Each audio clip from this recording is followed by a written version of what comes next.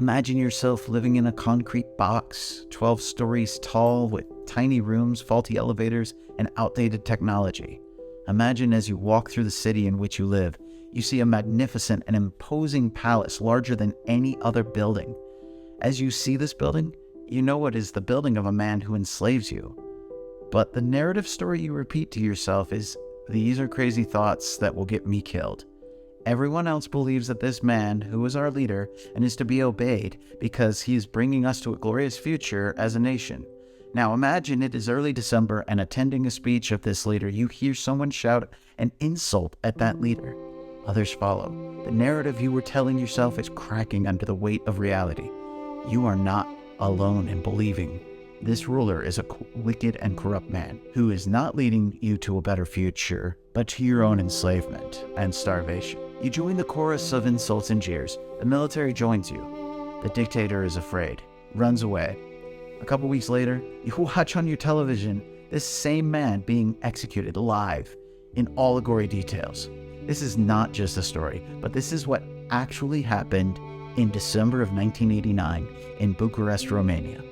The dictator, Nicolae Ceausescu, after having completed the largest palace in the world as his people were starving, his narrative that he thrust upon the people of him being a savior to the people was shattered as the overwhelming weight of reality crushed it.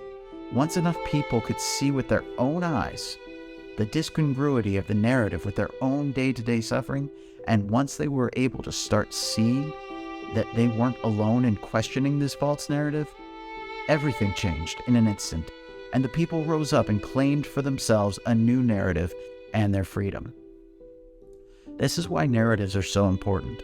So long as we believe the narrative that we tell ourselves, we can form our behavior to that narrative's moral structure. But when contradictions become evident, either through corruption or reality, those narratives can shatter, leaving us feeling aimless and broken. The beauty is the shattering of a false or incomplete narrative, however, can result in creation of a better narrative that has better relevance to reality. Politically and religiously, we see this all the time. In religion, it is so common to hear people have a moment where they feel compelled to leave a faith of their youth because of the things they learn about their religion that doesn't align with their perspective on reality. Politically, this can be disastrous, as we saw in the 1989 revolution in Romania, and any number of other nations or societies where the narrative no longer worked. Throughout China's history, the mandate of heaven was a narrative structure to keep the dynasty in power.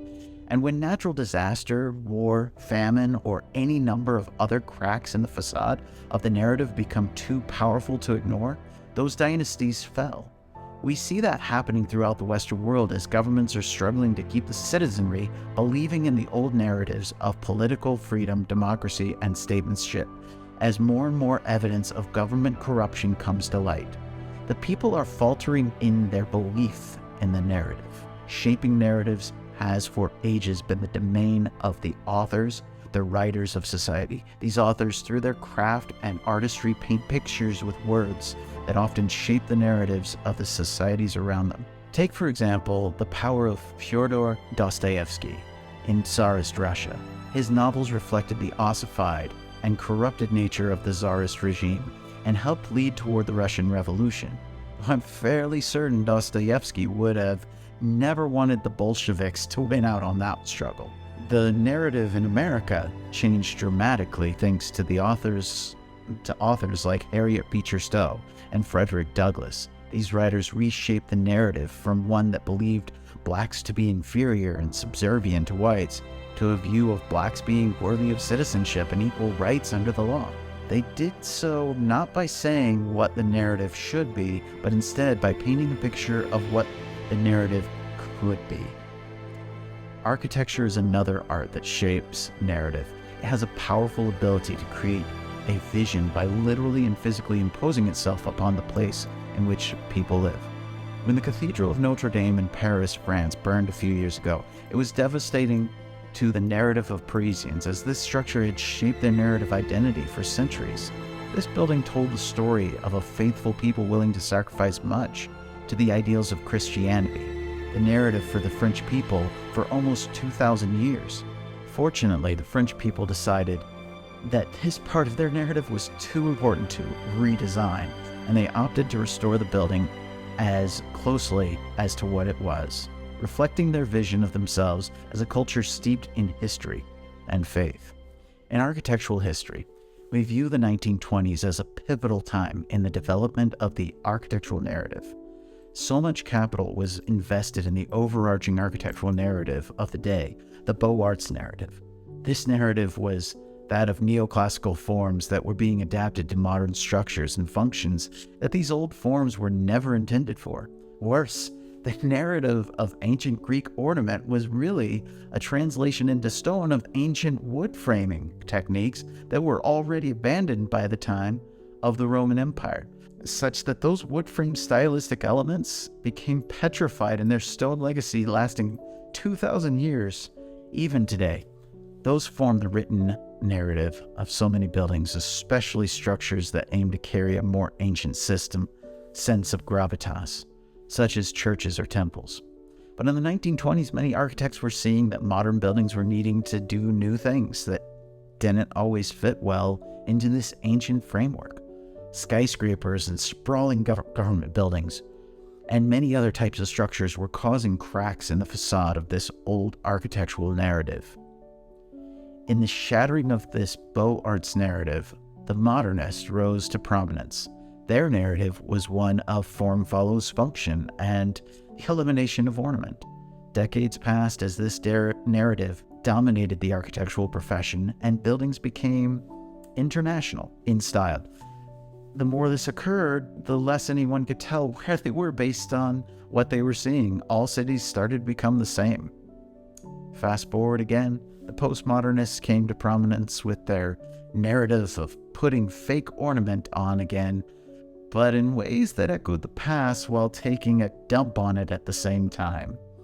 Each of these narratives resulted in architectural forms that created a larger narrative of society for those living amongst those buildings. Thus, the architect became a powerful influencer of societal narratives and thus societal behavior. Now, just as with the Ceausescu story, once the people are no longer fooled by a false narrative, the house of cards comes crumbling down.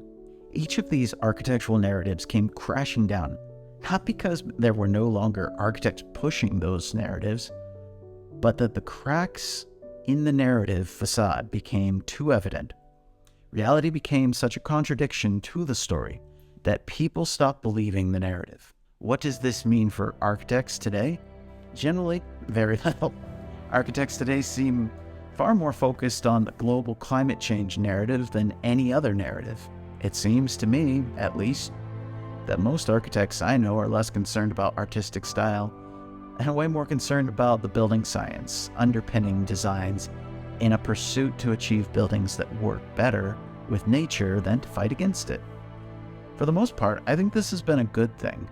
There are still cracks in the facade, but it is my belief that a focus on creating new art from the current science is far better than attempting to echo a past that no longer is. It's not to say that we should eschew the traditional forms of ornament. There are still structures or building owners where that may be important to them.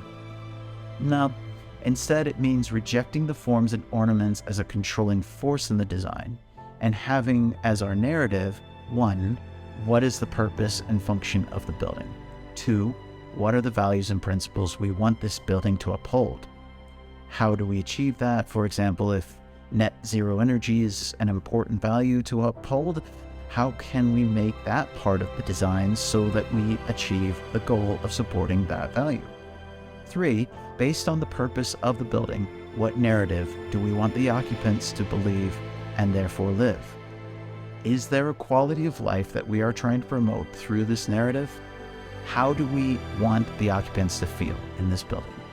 I could go on, but hopefully this helps you understand the direction we as architects should go in terms of creating new narratives and better narratives for aligning modern life with reality so people can live as best they can. Thank you for joining me on this video. I'm the Colorblind Architect. Peace out.